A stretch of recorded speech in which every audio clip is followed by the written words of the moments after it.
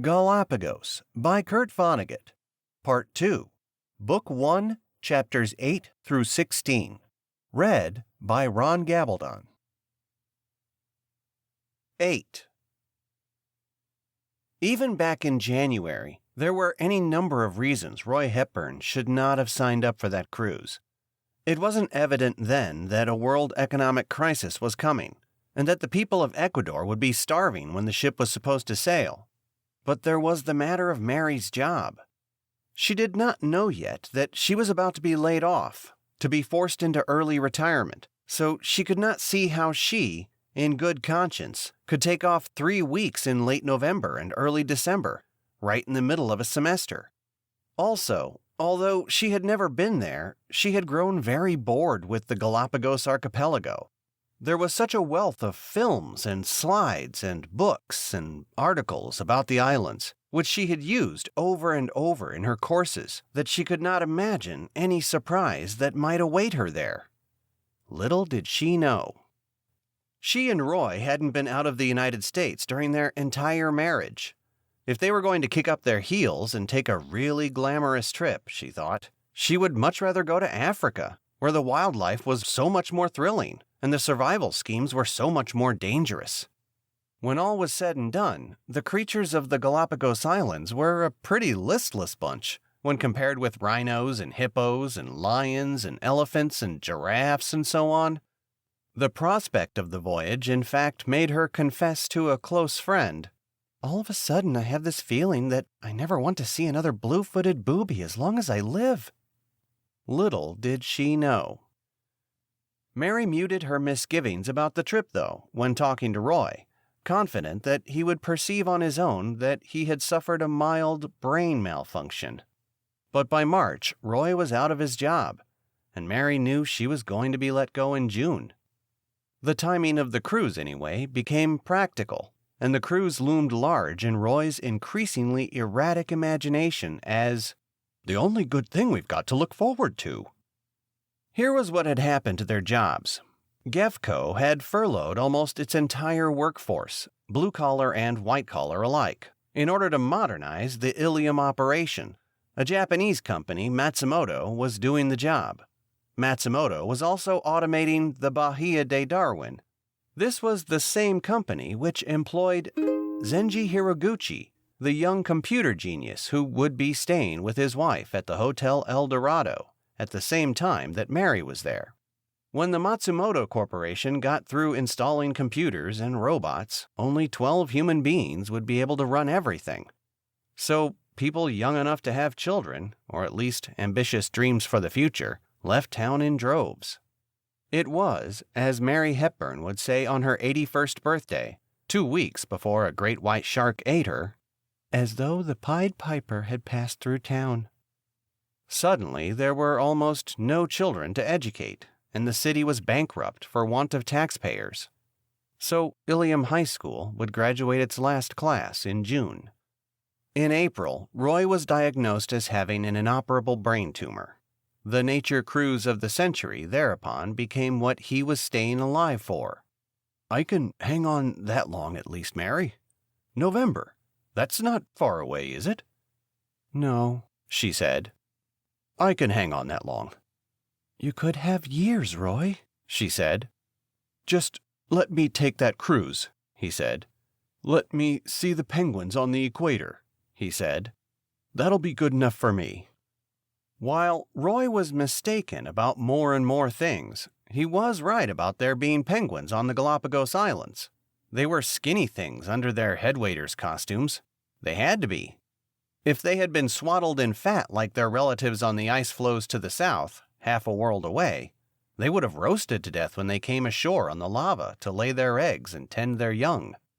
Like those of the flightless cormorants, their ancestors too had abandoned the glamour of aviation, electing to catch more fish instead. About that mystifying enthusiasm a million years ago for turning over as many human activities as possible to machinery, what could that have been but yet another acknowledgement by people that their brains were no damn good? 9.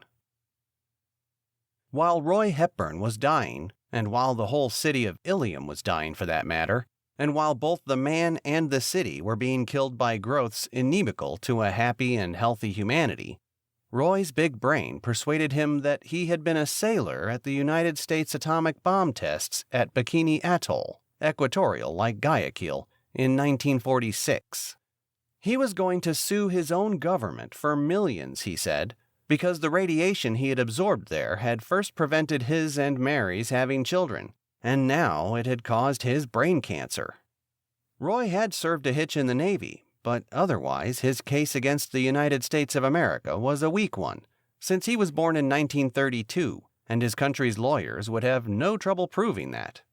That would make him 14 years old at the time of his supposed exposure. That anachronism did not prevent his having vivid memories of the terrible things his government had made him do to so-called lower animals. As he told it, he worked virtually unassisted, first driving stakes into the ground all over the atoll, and then tying different sorts of animals to the stakes. "I guess they chose me," he said, "because animals have always trusted me." This much was true. Animals all trusted Roy. While he had no formal education past high school except for the apprentice program at GEFCO, and while Mary had a master's degree in zoology from Indiana University, Roy was much better at actually relating to animals than Mary was. He could talk to birds in their own languages, for example, something she could never have done since her ancestors were notoriously tone-deaf on both sides of her family. There was no dog or farm animal, not even a guard dog at GEFCO or a sow with piglets, so vicious that Roy couldn't, within 5 minutes or less, turn it into a friend of his.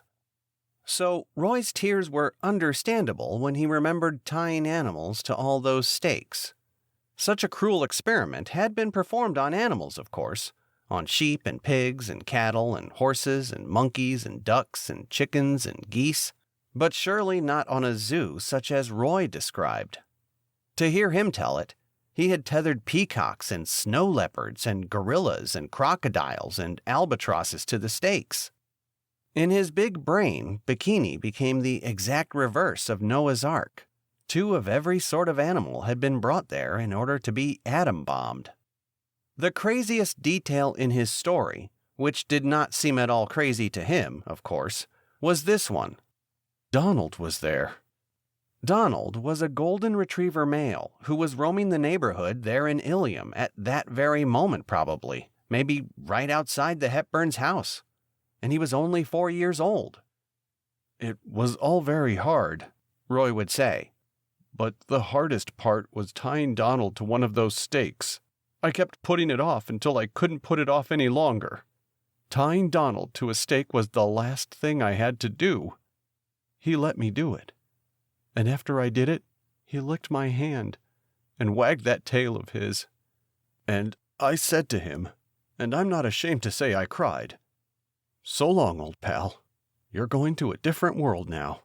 It's sure to be a better one, since no other world could be as bad as this one is.'" While Roy began putting on such performances, Mary was still teaching every weekday, still assuring the few students she had left that they should thank God for their great big brains. "Would you rather have the neck of a giraffe, or the camouflage of a chameleon, or the hide of a rhinoceros, or the antlers of an Irish elk?" she would ask, and so on. She was still spouting the same old malarkey. Yes, and then she would go home to Roy and his demonstrations of how misleading a brain could be. He was never hospitalized, except briefly for tests, and he was docile. He wasn't to drive a car anymore, but he understood that, and did not seem to resent it when Mary hid the keys to his Jeep station wagon. He even said that maybe they should sell it, since it didn't look like they were going to do much camping anymore. So Mary didn't have to hire a nurse to watch over Roy while she worked. Retired people in the neighborhood were glad to pick up a few dollars, keeping him company and making sure he didn't hurt himself in some way. He was certainly no trouble to them. He watched a lot of television and enjoyed playing for hours, never leaving the yard, with Donald, the golden retriever who had died, supposedly, on Bikini Atoll. As Mary delivered what was to be her last lecture about the Galapagos Islands, though, she would be stopped in mid-sentence for 5 seconds by a doubt which, if expressed in words, might have come out something like this. Maybe I'm just a crazy lady who has wandered off the street and into this classroom and started explaining the mysteries of life to these young people. And they believe me, although I am utterly mistaken about simply everything. She had to wonder, too, about all the supposedly great teachers of the past who, although their brains were healthy, had turned out to be as wrong as Roy about what was really going on. 10. How many Galapagos Islands were there a million years ago? There were 13 big ones, 17 small ones, and 318 tiny ones, some nothing more than rocks rising only a meter or two above the surface of the ocean. There are now 14 big ones, 7 small ones, and 326 tiny ones. Quite a lot of volcanic activity still goes on. I make a joke. The gods are still angry. And the northernmost of the islands, so all alone, so far from the rest, is still Santa Rosalia. Yes, and a million years ago, on August 3rd, 1986, a man named Roy Hepburn was on his deathbed in his tight little home in Ilium, New York. There at the very end, what he lamented most was that he and his wife Mary had never had children. He could not urge his wife to try to have children by someone else after he was gone, since she had ceased to ovulate. "We Hepburns are extinct as the dodos now," he said, and he rambled on with the names of many other creatures which had become fruitless, leafless twigs on the tree of evolution. "The Irish elk," he said. "The ivory-billed woodpecker," he said. "Tyrannosaurus rex," he said, and on and on. Right up to the end, though, his dry sense of humor would pop up unexpectedly. He made 2 jocular additions to the lugubrious roll call, both of which were indeed without progeny. "Smallpox," he said, and then, "George Washington." Right to the end, he believed with all his heart that his own government had done him in with radiation. He said to Mary and to the doctor and the nurse who were there because the end could surely come at any moment now, "If only it had just been God Almighty who was mad at me." Mary took that to be his curtain line. He certainly looked dead after that. But then, after 10 seconds, his blue lips moved again. Mary leaned close to hear his words. She would be glad for the rest of her life that she had not missed them. "I'll tell you what the human soul is, Mary," he whispered, his eyes closed. "Animals don't have one. It's the part of you that knows when your brain isn't working right. I always knew, Mary. There wasn't anything I could do about it, but I always knew." And then he scared the wits out of Mary and everybody in the room by sitting up straight, his eyes open wide and fiery. "Get the Bible," he commanded, in a voice which could be heard throughout the house. This was the only time anything to do with formal religion was mentioned during the whole of his illness. He and Mary were no churchgoers, or prayers even in dire circumstances, but they did have a Bible somewhere. Mary wasn't quite sure where. "Get the Bible," he said again. "Woman, get the Bible." He had never called her woman before. So Mary went to look for it.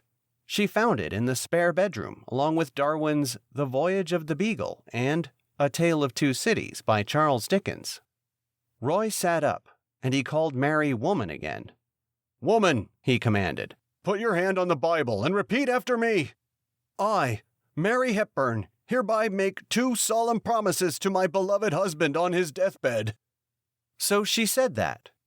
She expected, and in fact hoped, that the 2 promises would be so bizarre, perhaps having to do with suing the government, that there would be no possibility of her keeping either one.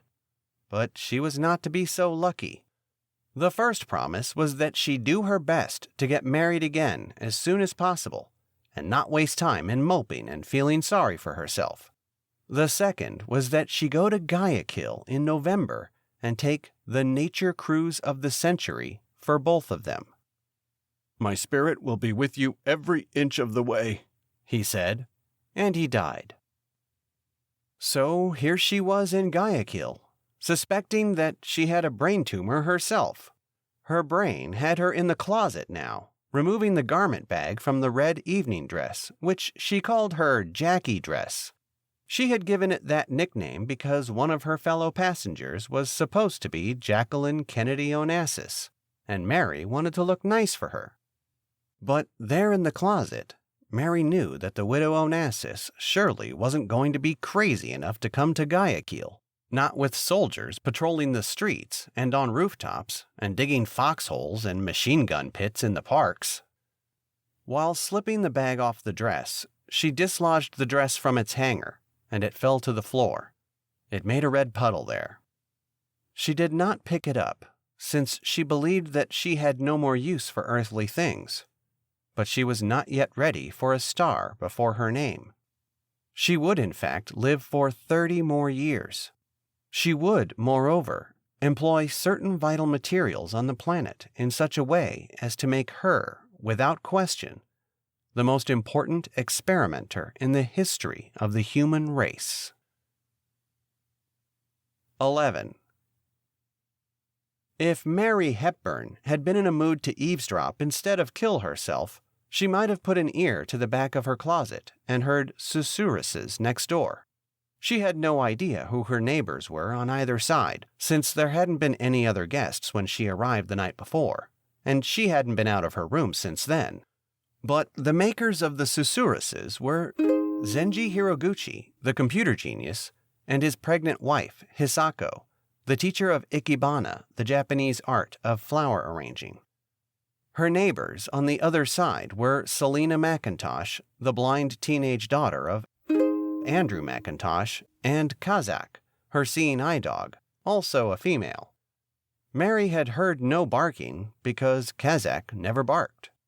Kazak never barked, or played with other dogs, or investigated interesting smells or noises, or chased animals which had been the natural prey of her ancestors because, when she was a puppy, big-brained human beings had showed her hate and withheld food whenever she did any of those things. They let her know from the first that that was the kind of planet she was on, that natural canine activities were against the law, all of them. They removed her sex organs so that she would never be distracted by sexual urgencies. And I was about to say that the cast of my story would soon boil down to just one male and a lot of females, including a female dog. But Kazak wasn't really a female anymore, thanks to surgery. Like Mary Hepburn, she was out of the evolutionary game. She wasn't going to leave her genes to anyone. Beyond Selina and Kazak's room, with an open connecting door, lay the quarters of Selina's lusty father, the financier and adventurer, Andrew MacIntosh. He was a widower. He and the widow Mary Hepburn might have got along quite nicely, since they were such ardent outdoors people, but they would never meet. As I have already said, Andrew MacIntosh and Zenji Hiroguchi would be dead before the sun went down. James Waite, incidentally, had been given a room all alone on the second floor, as far as possible from the other guests. His big brain was congratulating him on seeming harmless and ordinary, but it was wrong about that. The hotel manager had spotted Waite as a crook of some kind. This hotel manager, whose name was Siegfried von Kleist, was a lugubrious, middle-aged member of the old and generally prosperous German community in Ecuador. His two paternal uncles in Quito owned the hotel and the Bahia de Darwin, too, and they had put him in charge of the hotel for only 2 weeks, a period drawing to a close now, to oversee the reception of the passengers for the nature cruise of the century. He was generally an idler, having inherited considerable money, but had been shamed by his uncles into, so to speak, pulling his own weight in this particular family enterprise. He was unmarried and had never reproduced, and so was insignificant from an evolutionary point of view. He might also have been considered as a marriage possibility for Mary Hepburn, but he too was doomed. Siegfried von Kleist would survive the sunset, but 3 hours after that he would be drowned by a tidal wave. It was now 4 o'clock in the afternoon. This native Ecuadorian Hun, with his watery blue eyes and drooping mustache, actually looked as though he expected to die that evening. But he could no more foretell the future than I could. Both of us felt that afternoon that the planet was wobbling on its axis, and that anything could happen next. Zenji Hiroguchi and Andrew MacIntosh, incidentally, would die of gunshot wounds. Siegfried von Kleist is not important to my story, but his only sibling, his brother Adolf, 3 years his senior and also a bachelor, surely is.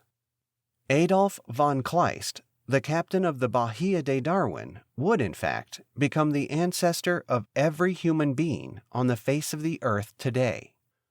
With the help of Mary Hepburn, he would become a latter-day Adam, so to speak. The biology teacher from Ilium, however, since she had ceased ovulating, could not become his Eve. So she had to be more like a god instead. And this supremely important brother of the insignificant hotel manager was at that moment arriving at Guayaquil International Airport on a nearly empty transport plane from New York City, where he had been doing publicity for the nature cruise of the century.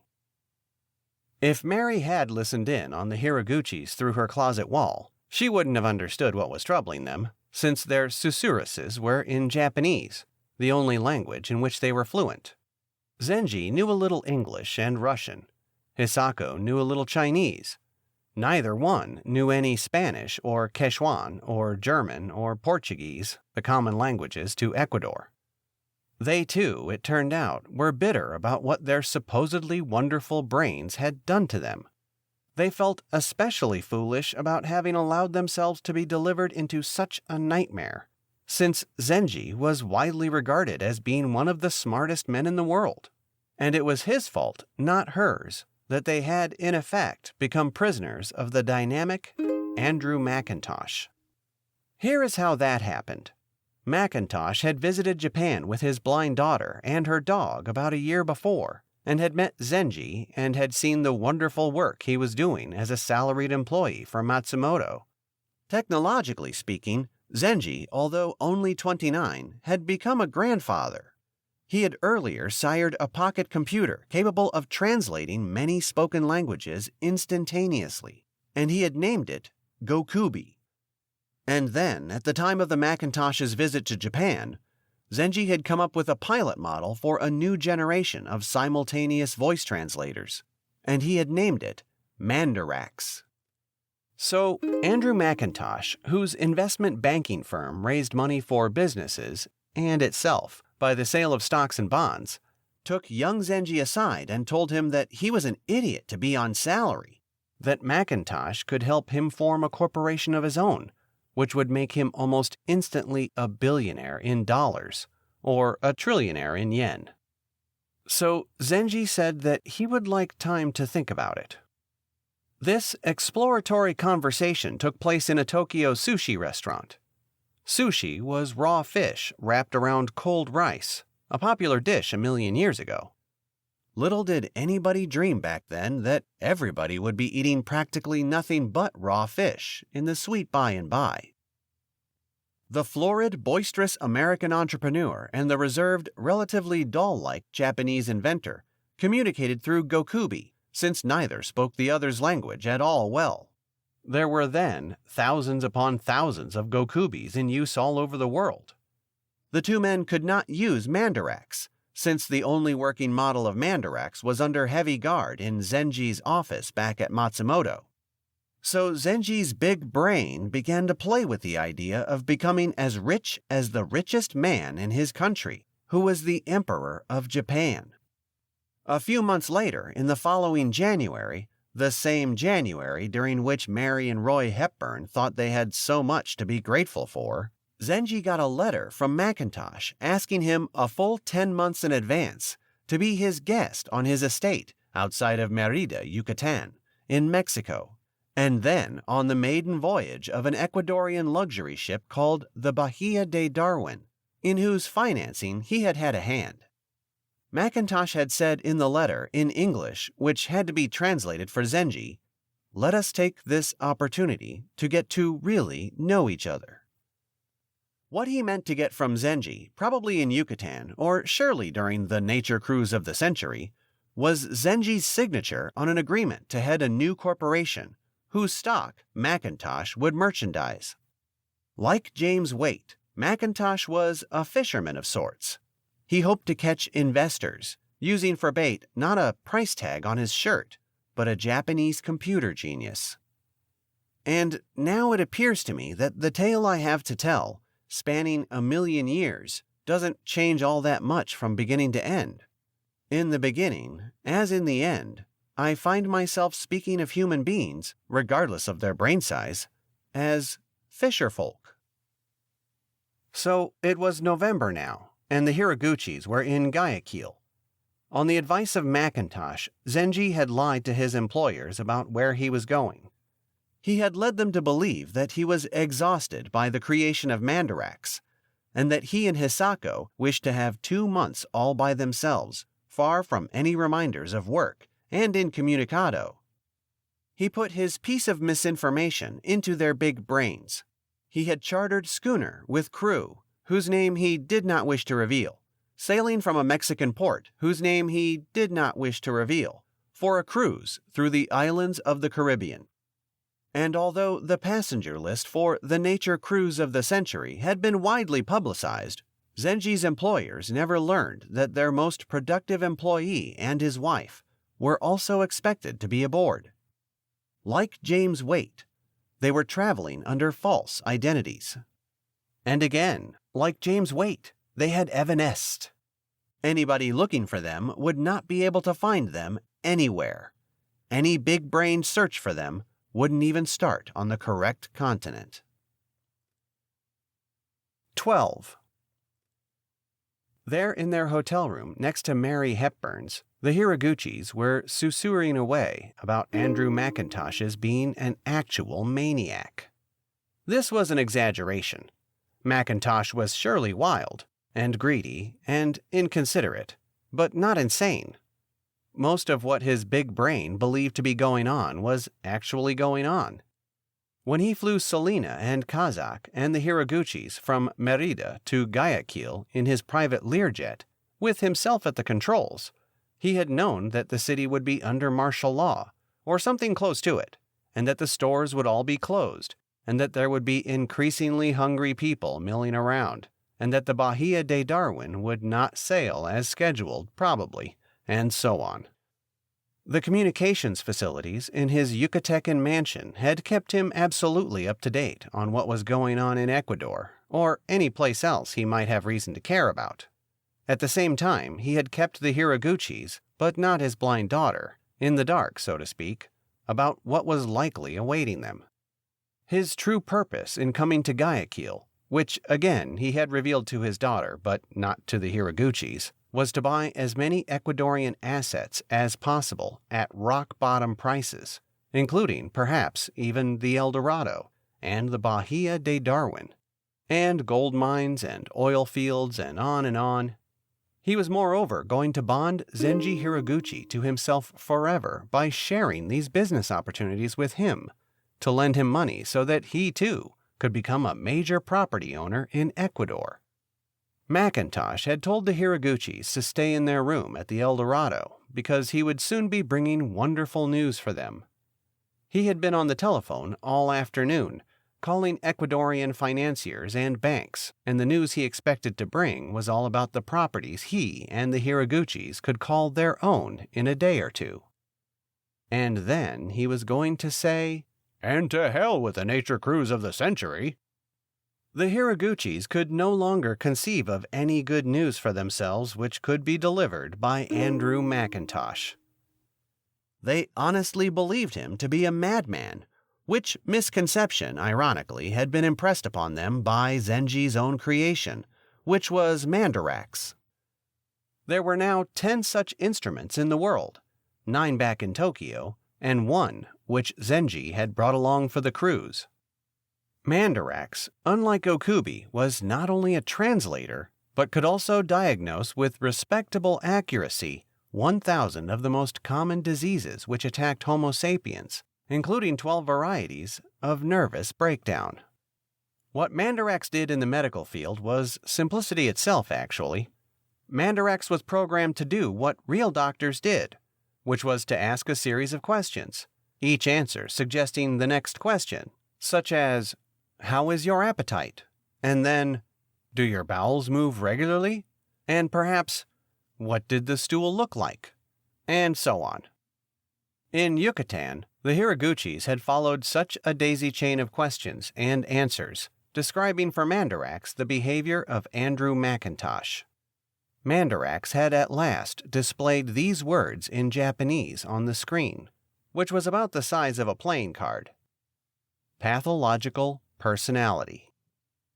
Unfortunately for the Hiroguchis, but not for Mandarax, which couldn't feel anything or care about anything, the computer was not programmed to explain that this was a rather mild affliction compared to most, and that those who had it were rarely hospitalized, that they were, in fact, among the happiest people on the planet, and that their behavior merely caused pain to those around them, and almost never to themselves.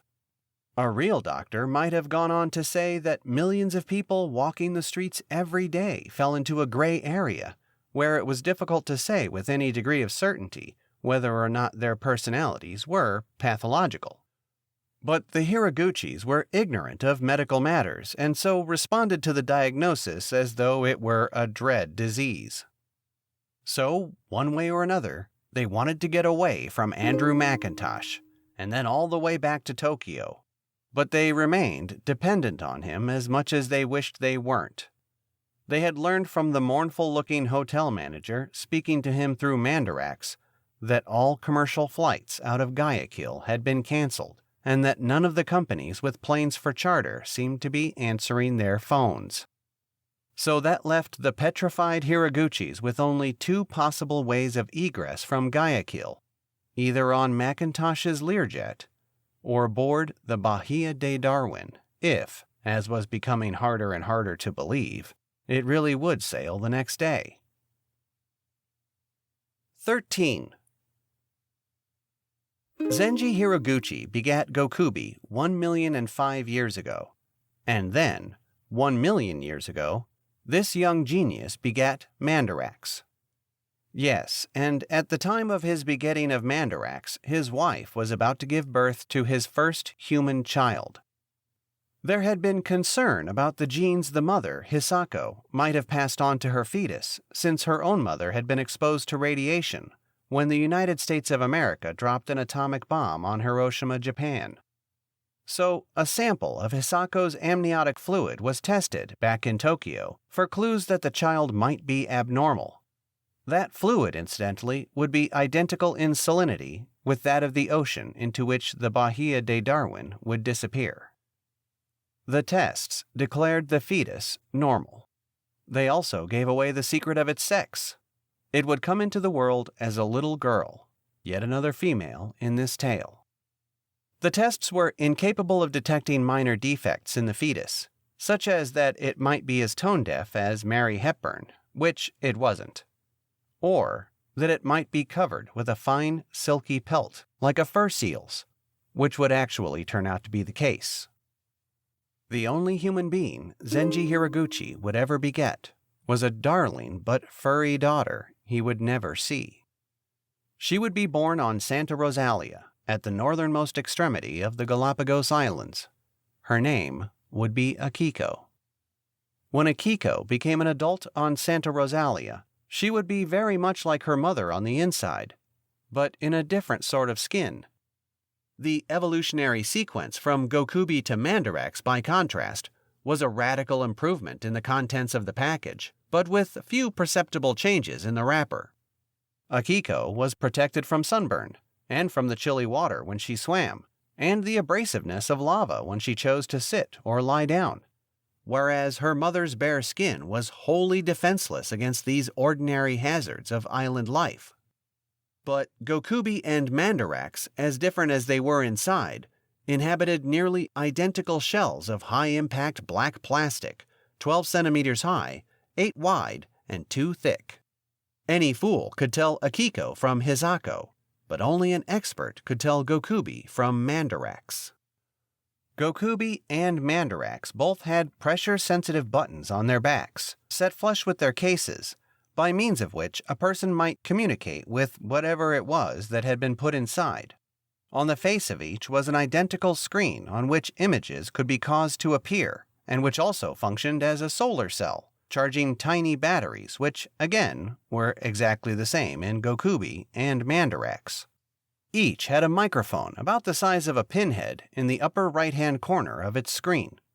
It was by means of this that Gokubi or Mandarax heard spoken language, and then, in accordance with instructions from its buttons, translated them into words on its screen.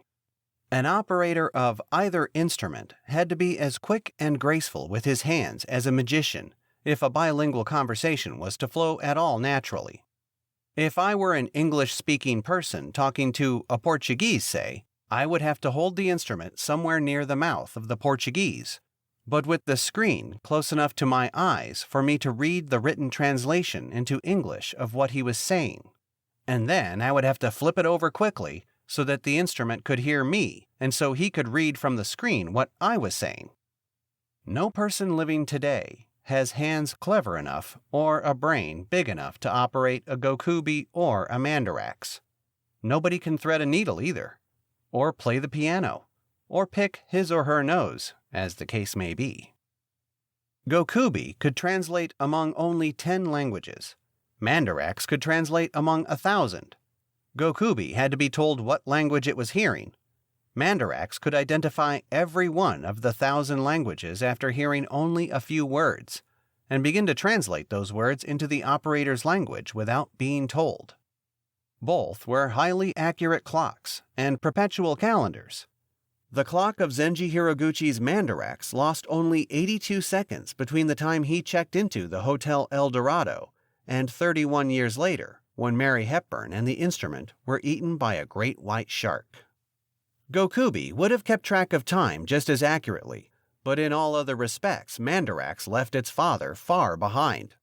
Not only could Mandarax traffic in 100 times more languages than its progenitor, and correctly diagnose more diseases than the majority of physicians of that time, it could also name on command important events which happened on any given year.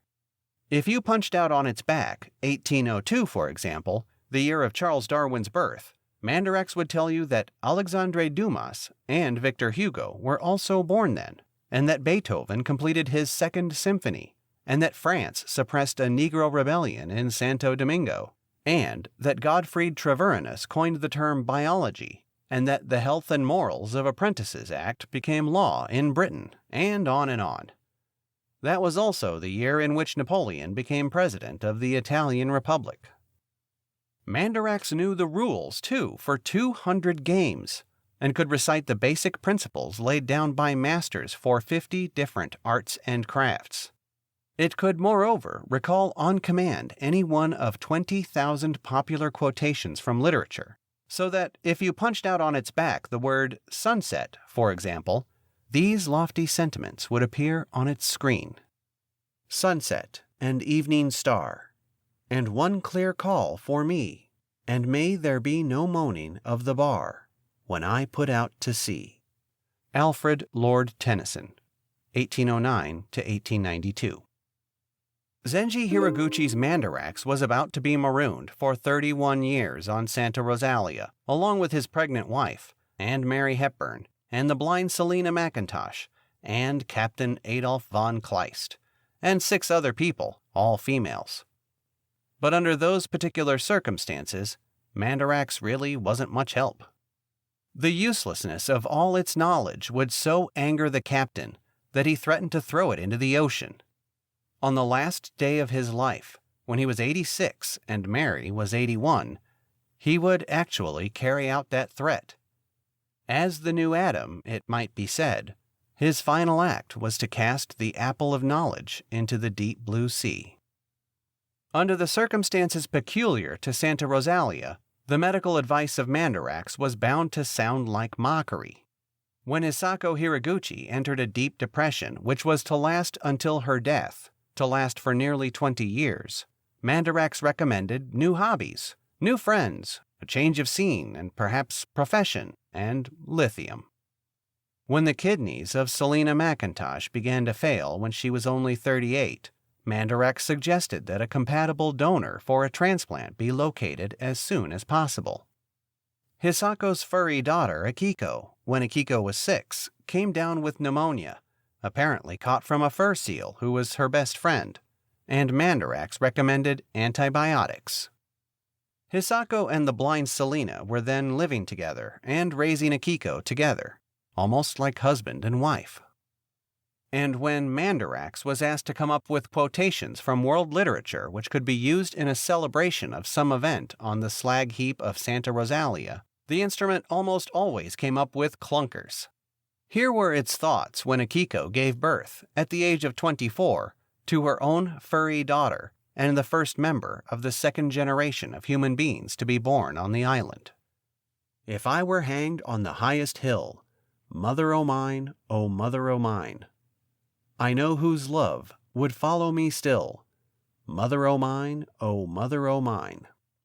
Rudyard Kipling, 1865 to 1936. And, in the dark womb where I began, my mother's life made me a man. Through all the months of human birth, her beauty fed my common earth. I cannot see, nor breathe, nor stir, but through the death of some of her. John Masefield, 1878, 1967. And, Lord, who ordainest for mankind benignant toils and tender cares, we thank thee for the ties that bind the mother to the child she bears. William Cullen Bryant, 1794 to 1878. And, honor thy father and thy mother, that thy days may be long upon the land which the Lord thy God giveth thee. The Bible. The father of Akiko's daughter was the oldest of the captain's children, Kamikaze, only 13 years old. 14. There would be many births, but no formal marriages to celebrate during the first 41 years of the colony on Santa Rosalia, from which all humanity is now descended. There were surely pairings off from the first. Hisako and Selina paired off for the rest of their lives.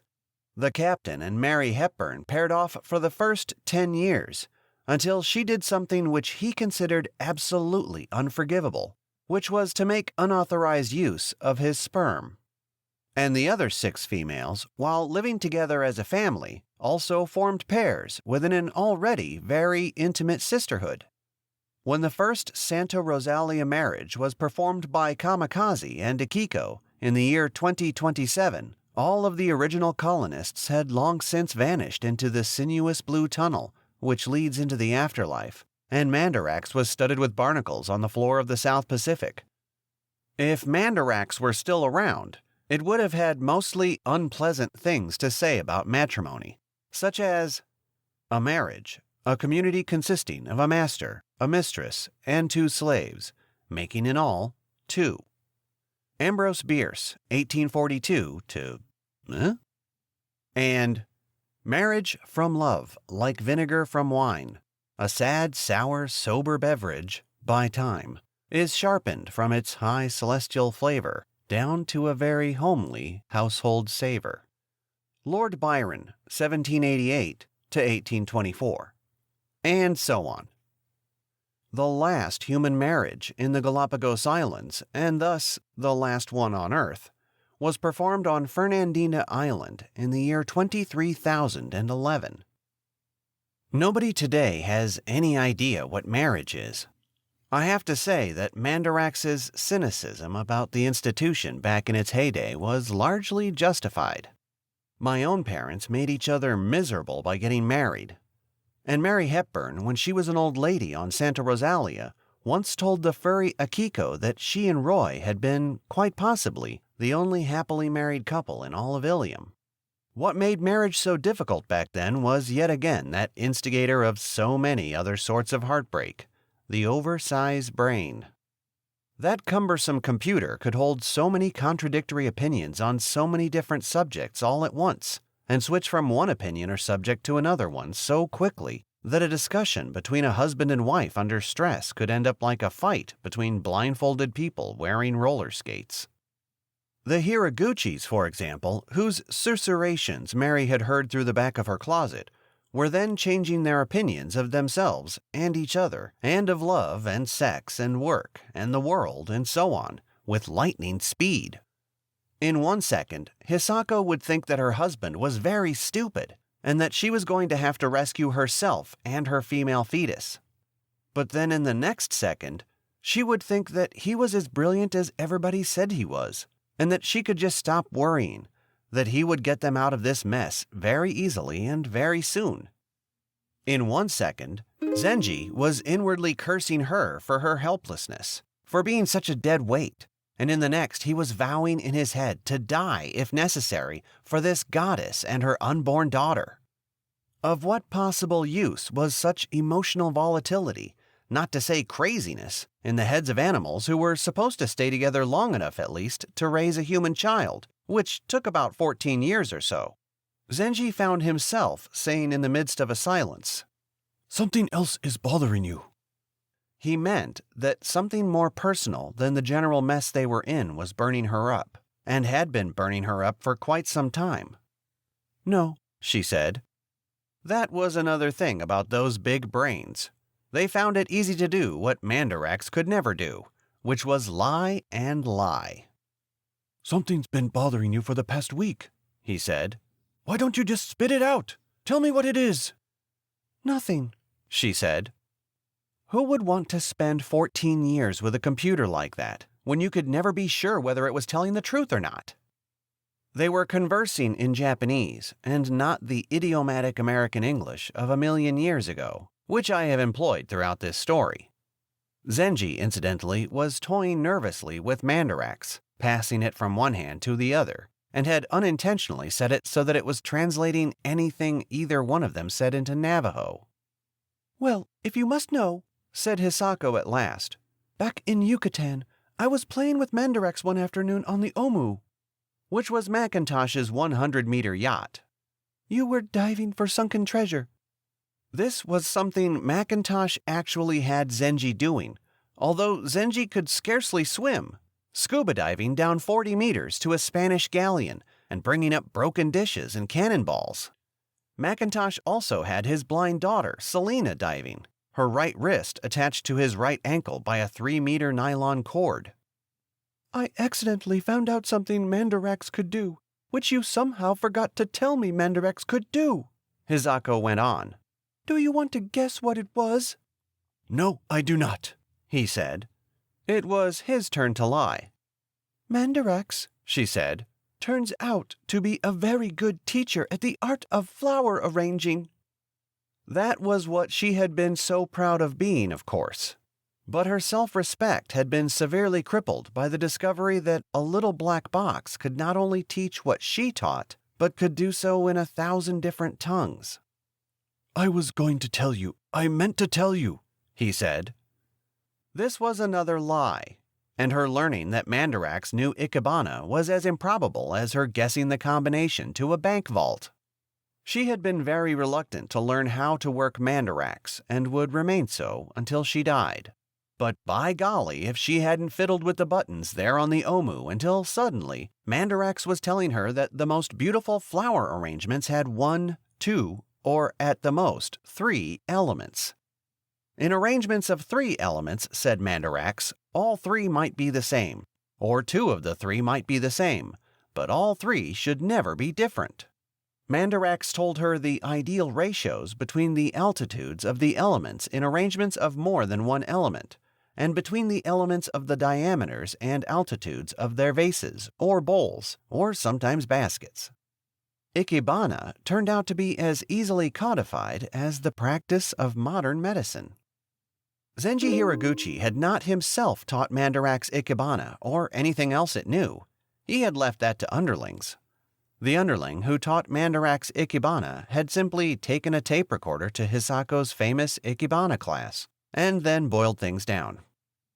Zenji said to Hisako that he had had Mandarax learn Ikebana as a pleasant surprise for Mrs. Onassis, to whom he intended to present the instrument on the final night of the nature cruise of the century. "I did it for her," he said, "because she is supposed to be such a lover of beauty." This happened to be the truth, but Hisako did not believe him. That was how bad things had become in 1986. Nobody believed anybody anymore, since there was so much lying going on. "Oh, yes," said Hisako. "I am sure you did it for Mrs. Onassis, and to honor your wife as well. You have placed me among the immortals." She was talking about the heavy thinkers Mandarax could quote. She turned really mean now, and wanted to diminish his accomplishments, as much as he, in her opinion, had diminished her own. "I must be awfully stupid," she said, a statement Mandarax faithfully translated into written Navajo. "It has taken me an unforgivably long time to realize how much malice there is, how much contempt for others there is in what you do. You, Dr. Hiroguchi," she went on, "think that everybody but yourself is just taking up space on this planet. We make too much noise and waste valuable resources and have too many children and leave garbage around. So it would be a much nicer place if the few stupid services we were able to perform for the likes of you were taken over by machinery. That wonderful Mandarax you're scratching your ear with now, what is that but an excuse for a mean-spirited egomaniac never to pay or even thank any human beings with a knowledge of languages, or mathematics, or history, or medicine, or literature, or Ikebana, or anything?" I have already given my own opinion as to the cause for the craze back then of having machines do everything that human beings did. And I mean everything. I just want to add that my father, who was a science fiction writer, once wrote a novel about a man whom everybody laughed at because he was building sports robots. He created a golf robot who could make a hole-in-one every time, and a basketball robot who could hit the basket every time, and a tennis robot who served an ace every time, and so on. At first, people couldn't see any use for robots like that, and the inventor's wife walked out on him, the way Father's wife, incidentally, had walked out on him, and his children tried to put him in the nut house. But then he let advertisers know that his robots would also endorse automobiles, or beer, or razors, or wristwatches, or perfumes, or whatever. He made a fortune, according to my father, because so many sports enthusiasts wanted to be exactly like those robots. Don't ask me why. 15. Andrew MacIntosh, meanwhile, was in his blind daughter's room, waiting for the telephone to ring, to bring him the good news which he would then share with the Hiroguchis. He was fluent in Spanish, and he had been on the telephone all afternoon with his offices on the island of Manhattan, and with frightened Ecuadorian financiers and officials. He was doing business in his daughter's room because he wanted her to hear what he was doing. These two were very close. Selina had never known a mother since her mother had died while giving birth to her. I think of Selina now, with her meaningless green eyes, as an experiment by nature, since her blindness was inherited and she could pass it on. She was 18 there in Guayaquil, with her best productive years ahead of her. She would be only 28 when Mary Hepburn asked her if she would like to take part in her unauthorized experiments on Santa Rosalia with the captain's sperm. Selina would refuse, but if she found any advantages in blindness, she could have passed them on. Little did young Selina know in Guayaquil, as she listened to her sociopathic father wheel and deal on the telephone, that her destiny was to pair off with Hisako Hiroguchi, 2 rooms away, and to raise a furry baby. In Guayaquil, she was paired off with her father, who apparently owned the planet they were on and who could do whatever he pleased, whenever he pleased, and wherever he pleased. Her big brain told her that she was going to get through life safely and amusingly inside a sort of electromagnetic bubble created by her father's indomitable personality, which would continue to protect her even after he died, even if it came to be his turn to enter the blue tunnel into the afterlife. Before I forget, on Santa Rosalia, Selina's blindness gave her one advantage over all the other colonists, which was a great joy to her, but which, nonetheless, was not worth passing on to yet another generation. More than anybody else on the island, Selina enjoyed the feel of little Akiko's fur. Andrew MacIntosh had told the top financial people in Ecuador that he was prepared to transfer instantly to any designated fiduciary in Ecuador 50 million American dollars, still as good as gold. Most of the supposed wealth held by American banks at that point had become so wholly imaginary, so weightless and impalpable, that any amount of it could be transferred instantly to Ecuador, or any place else capable of receiving a written message by wire or radio.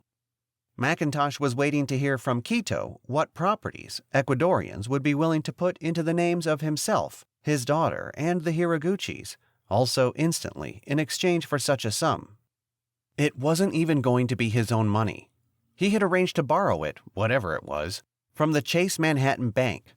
They found it somewhere, whatever it was, to loan to him. Yes, and if the deal went through, Ecuador could wire or radio pieces of the Mirage to fertile countries and get real food in return. And all the people would eat up all the food, gobble gobble, yum yum, and it would become nothing but excrement and memories. What then for little Ecuador?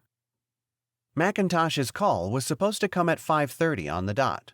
He had half an hour more to wait, and he ordered 2 rare filet mignons with all the trimmings from room service. There were still plenty of good things to eat at the El Dorado, hoarded for arriving passengers for the nature cruise of the century, and especially for Mrs. Onassis. Soldiers at that moment were stringing barbed wire at a distance of 1 block in every direction around the hotel to protect the food. The same thing was happening at the waterfront.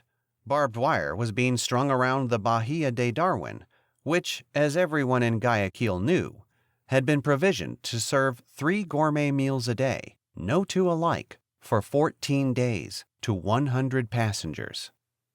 A person looking at the beautiful ship and capable of doing a little arithmetic might have had this thought: I am so hungry, and my wife and children are so hungry, and my mother and father are so hungry, and there are 4,200 delicious meals in there.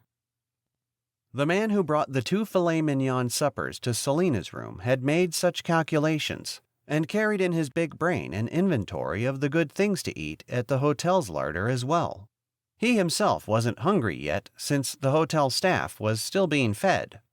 His family, a small one by Ecuadorian standards, consisting of a pregnant wife, her mother, his father, and an orphaned nephew he was raising, were also well enough fed so far. Like all the other employees, he had been stealing food from the hotel for his family. This was Jesus Ortiz, the young Inca bartender who had recently been serving James Waite downstairs. He had been pressed into service as a room waiter by Siegfried von Kleist, the manager, who had himself taken over as bartender. The hotel was suddenly short-handed. The 2 regular room service waiters seemed to have disappeared. That might be all right that they had disappeared, since no large volume of room service had been expected. They might be asleep somewhere. So Ortiz had these 2 steaks for his big brain to think about in the kitchen, and then in the elevator, and then in the corridor outside Selina's room. The hotel's employees were not eating and stealing food that good. They were generally proud of that they were still saving the best for what they spoke of as Senora Kennedy, actually Mrs. Onassis, which was their collective term for all the famous and rich and powerful people who were still supposed to be coming. Ortiz's brain was so big that it could show him movies in his head, which starred him and his dependents as millionaires. And this man, little more than a boy, was so innocent that he believed the dream could come true, since he had had no bad habits and was willing to work so hard, If only he could get some hints on succeeding in life from people who were already millionaires. He had tried, without much satisfaction, to get some advice on living well from James Waite downstairs, who, while so laughably unprepossessing, had a wallet stuffed, as Ortiz had observed respectfully, with credit cards and American $20 bills. He thought this about the stakes, too, as he knocked on Selina's door. The people inside there deserved them, and that he would deserve them too once he had become a millionaire. And this was a highly intelligent and enterprising young man. Working in Guayaquil hotels since he was 10 years old, he had become fluent in 6 languages, which was more than half as many as Gokubi knew, and 6 times as many languages as James Waite or Mary Hepburn knew, and 3 times as many languages as the Hiroguchis knew, and 2 times as many languages as the MacIntoshes knew. He was also a good cook and baker, and had taken a course in accounting and another in business law in night school. So his inclination was to like whatever he saw and heard as Selina let him into the room. He already knew her green eyes were blind, otherwise he would have been fooled. She did not look or act as though she were blind. She was so beautiful. His big brain had him fall in love with her. Andrew MacIntosh was standing at the floor-to-ceiling window wall, looking out over the marsh and slums at the Bahia de Darwin, which he expected to be his, or perhaps Selina's, or perhaps the Hiroguchis before the sun went down. The person who was going to call him at 5:30, the head of an emergency consortium of financiers in Quito, high in the clouds, was Gottfried von Kleist, chairman of the board of the largest bank of Ecuador, an uncle of the manager of the El Dorado and the captain of the Bahia de Darwin, and co-owner with his eldest brother Wilhelm of the ship and the hotel. Turning to look at Ortiz, who had just come in with the filet mignons, MacIntosh was rehearsing in his head the first thing he was going to say to Gottfried von Kleist in Spanish. "Before you tell me the rest of the news, dear colleague, give me your word of honor that I am gazing at my own ship in the distance from the top floor of my own hotel." MacIntosh was barefoot and wearing nothing but a pair of khaki shorts whose fly was unbuttoned, and under which he wore no underwear, so that his penis was no more a secret than the pendulum on a grandfather clock. Yes, and I pause to marvel now at how little interested this man was in reproduction, in being a huge success biologically, despite his exhibitionistic sexuality and his mania for claiming as his own property as many of the planet's life support systems as possible. The most famous amassers of survival schemes back then typically had very few children. There were exceptions, of course.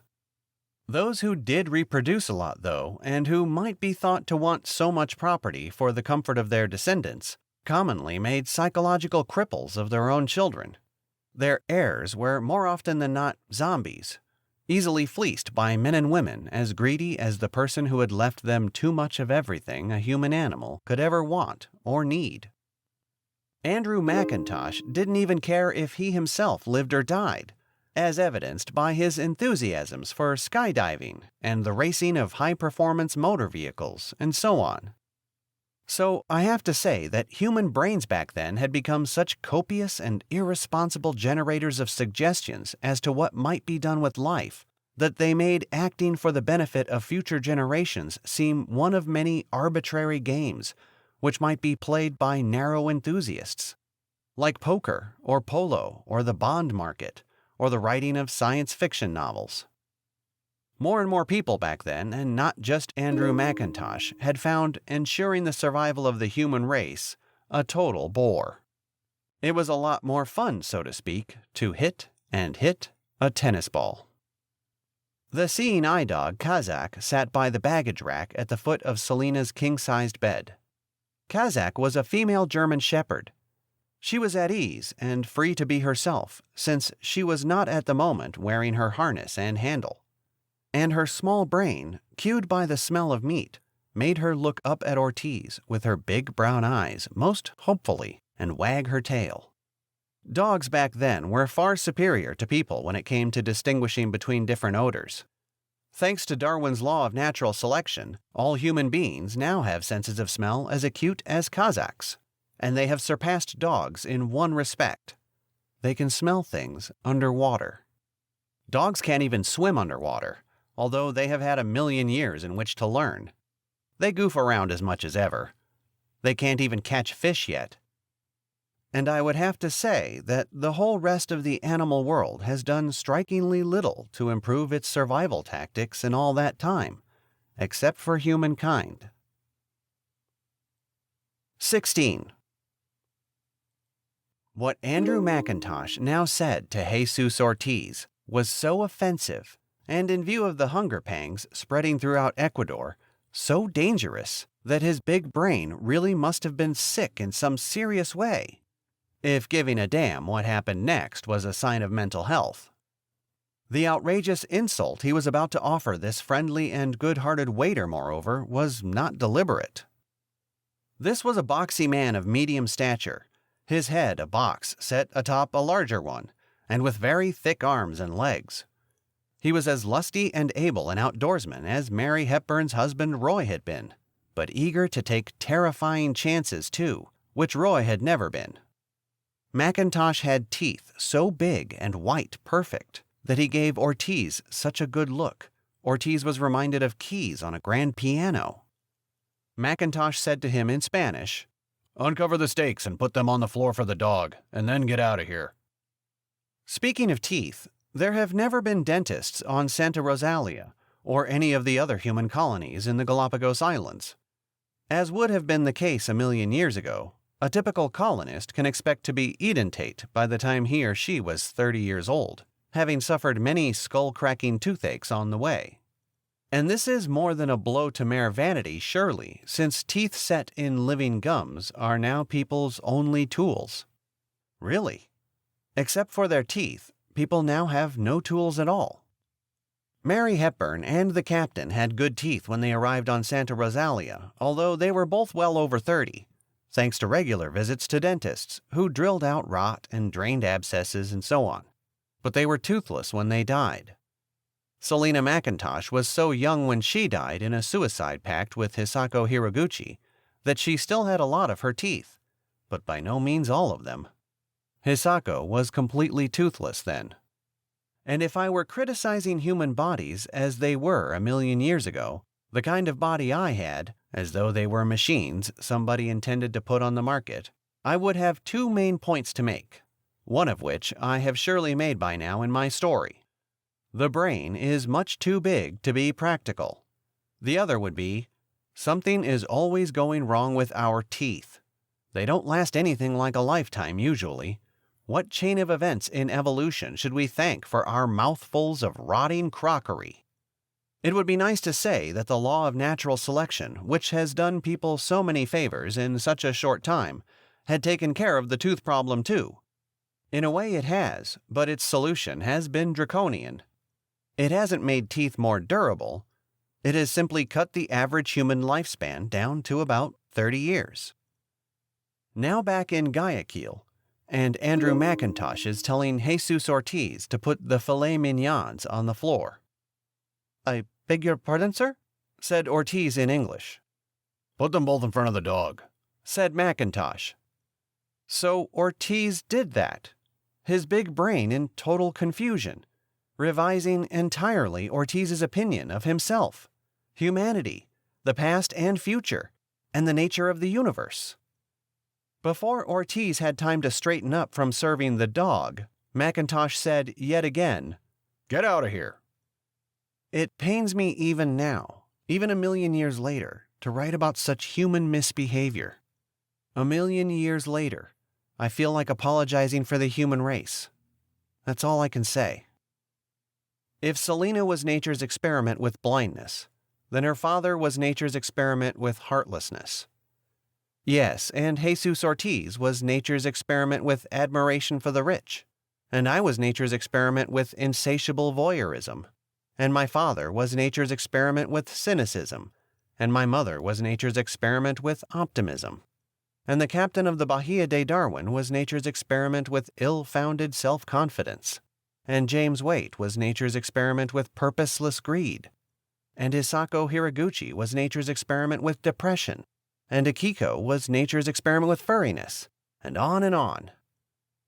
I am reminded of one of my father's novels, The Era of Hopeful Monsters. It was about a planet where the humanoids ignored their most serious survival problems until the last possible moment.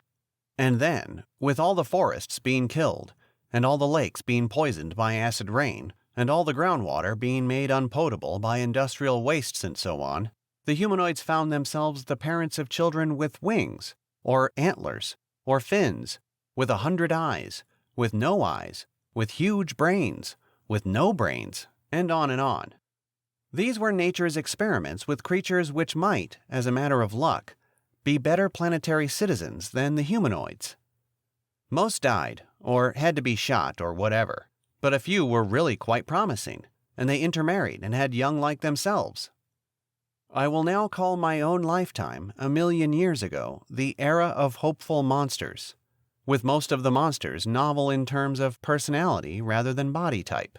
And there are no such experiments either with bodies or personalities going on at the present time. Big brains back then were not only capable of being cruel for the sake of cruelty, they could also feel all sorts of pain to which lower animals were entirely insensitive.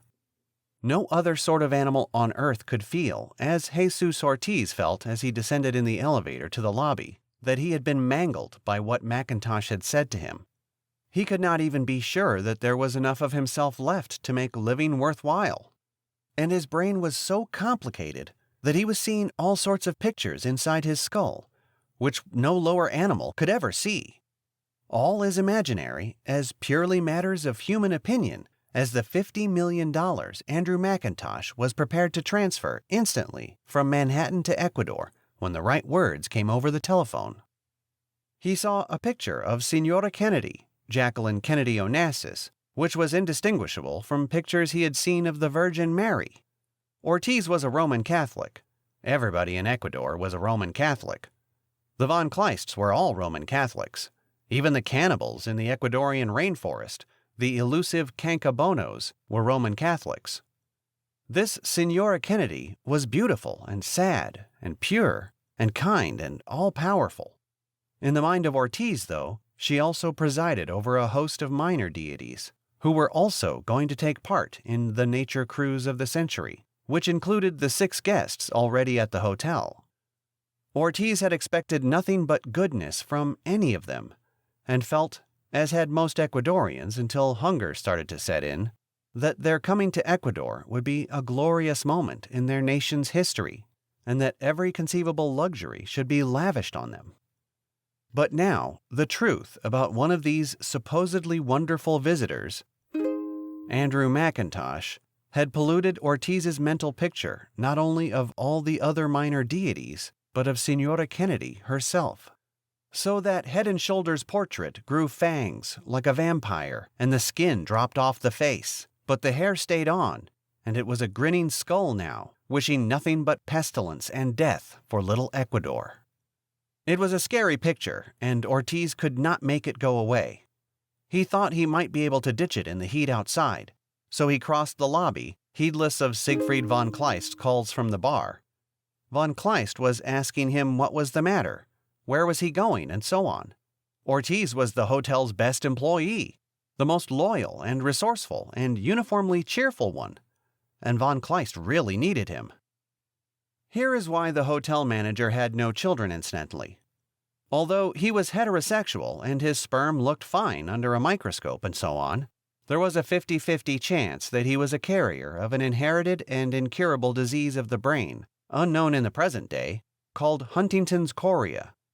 Back then, Huntington's chorea was one of the 1,000 most common diseases which Mandarax could diagnose. It was a matter of pure gambling casino luck that there are no carriers of Huntington's chorea today. It was the same dumb luck which had made Siegfried von Kleist a possible carrier back then. His father had learned that he was a carrier only in middle life, after he had reproduced twice. And that meant, of course, that Siegfried's taller and older and more glamorous brother, Adolf, the captain of the Bahia de Darwin, might also be a carrier. So Siegfried, who was about to die without issue, and Adolf, who would eventually become the common sire of the entire human race, had both, for admirably unselfish reasons, declined to engage in biologically significant copulation 1,000,000 years ago. Siegfried and Adolf kept it a secret that they might have this defect in their genes. That secrecy spared them personal embarrassment, surely, but it protected all their relatives too. If it had been generally known that the brothers might transmit Huntington's chorea to their offspring, all the von Kleists would likely have found it difficult to make good marriages, even though there was no chance that they too were carriers. The thing was, the disease, if they had it, had come to the brothers through their paternal grandmother, who was the second wife of their paternal grandfather, and who only had one child, their father, the Ecuadorian sculptor and architect, Sebastian von Kleist. How bad a defect was it? Well, it was certainly a lot worse than having a child all covered in fur. In fact, of all the horrible diseases known to Mandarax, Huntington's chorea may have been the worst. It was surely the most treacherous, the nastiest of all surprises. It usually lay in ambush and undetectable by any known test until the wretch who had inherited it was well into his or her adult years. The father of the brothers, for example, led an unclouded and productive life until he was 54, at which time he began to dance involuntarily and to see things which weren't there. And then he killed his wife, a fact which was hushed up. The murder was reported to the police and so treated by them as a household accident. So these two brothers had been expecting to go crazy at any moment, to start dancing and hallucinating for 25 years now. Each one had a 50-50 chance of doing that. If either one went crazy, that would be proof that he could pass on the defect to yet another generation. If either one became an old man without going crazy, that would be proof that he was not a carrier, nor would any of his descendants be carriers either. It would turn out that he might have reproduced with impunity.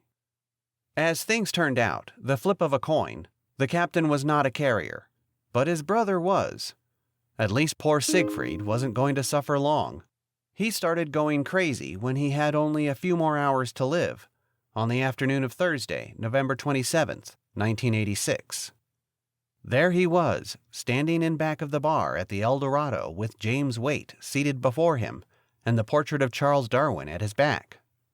He had just seen his most trustworthy employee, Jesus Ortiz, go out the front door, terribly upset about something. At that early stage of the disease, the only stage the unlucky brother would know, it was still possible for his soul to recognize that his brain had become dangerous and to help him maintain a semblance of mental health through sheer willpower. So he kept a straight face and tried to return to business as usual by putting a question to Waite. "What do you do for a living, Mr. Fleming?" he inquired. When Siegfried spoke these words, they came back to him hellishly, as though he were shouting into an empty steel barrel at the top of his lungs. He had become extremely sensitive to noises. And Waite's reply, although spoken softly, was also an ear-splitter. "I used to be an engineer, but I lost interest in that and everything else after my wife died. I guess you'd call me a survivor now." So Jesus Ortiz left the hotel after having been so hideously insulted by Andrew MacIntosh. He intended to walk all over the neighborhood until he had calmed down some, but he soon discovered that barbed wire and soldiers had turned the area around the hotel into a cordon sanitaire. The necessity for such a barrier was also evident. Crowds of people of all ages on the other side of the wire looked at him soulfully, as had Kazak, the seeing eye dog, hoping against hope that he might have food for them. He stayed within the fence and walked around the hotel again and again. On each of 3 laps he passed the open doorway of the laundry room. Right inside was a gray steel box fixed to the wall. He knew what it contained: the junctions which married the hotel's telephones to the outside world.